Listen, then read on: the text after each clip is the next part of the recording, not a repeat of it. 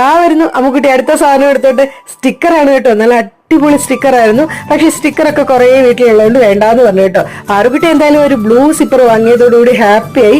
പിന്നെ അതുകൊണ്ടായിരുന്നു കേട്ടോ പാറുക്കുട്ടിയുടെ നടപ്പ്. ആ സമയത്തേക്ക് അമ്മുക്കുട്ടി ദേ സോഫ്റ്റ് ടോയ്സ് എടുക്കാൻ തുടങ്ങി കേട്ടോ. എന്താ സോഫ്റ്റ് എന്നറിയോ, അടിപൊളിയാണ് ഗൈസ്. ഇത് വേണമെന്ന് പറഞ്ഞിട്ട് അമ്മുക്കുട്ടി ആ ഒരു ഫ്ലവറിന്റെ ഡിസൈനിലുള്ള ആ ഒരു ടോയ് എടുത്തോണ്ട് കെട്ടിപ്പിടിച്ചോണ്ട് നടക്കുകയായിരുന്നു കേട്ടോ. അല്ല, കുട്ടികളെ കുറ്റം പറഞ്ഞിട്ട് കാര്യമില്ല, എന്തൊരു സോഫ്റ്റ് ആണെന്നറിയോ, അടിപൊളി സാധനമാണ് ഗൈസ്. എനിക്കായിട്ട് തന്നെ വേണമെന്നുണ്ടായിരുന്നു കേട്ടോ. അങ്ങനെ പാറക്കുട്ടി ഒരു ബാസ്ക്കറ്റ് ഒക്കെ എടുത്തോണ്ട് വന്നു. അമ്മുക്കുട്ടി നൈസായിട്ട് ആ ഒരു ഫ്ലവർ ടോയെ ബാസ്ക്കറ്റിലോട്ട് ഇട്ടിട്ടുണ്ട്. ഞാൻ പറഞ്ഞു അത് വേണ്ട അമ്മുക്കുട്ടി, തിരിച്ചു വെച്ചേക്ക്. എന്തേ കണ്ടില്ല ഗൈസ്, എന്തോരം ടോയ്സ് ആണ് നോക്കിക്ക്.